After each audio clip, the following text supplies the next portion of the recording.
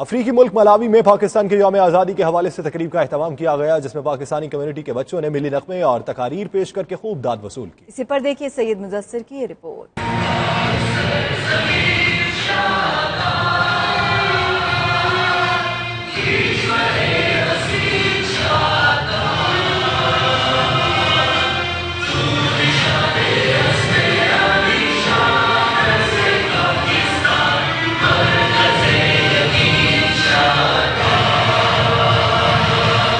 अफ्रीकी मुल्क मलावी में पाकिस्तान के जश्न आज़ादी के हवाले से एक तकरीब का इनेकाद हुआ, जिसका एहतमाम पाकिस्तान वेलफेयर एसोसिएशन की जानिब से किया गया। तकरीब में पाकिस्तानी कम्युनिटी की कसीर तादाद शरीक हुई। पाकिस्तानी बच्चों ने मिली नगमों पर शानदार परफॉर्मेंस पेश की, जिसे हाजरीन ने खूब सराहा।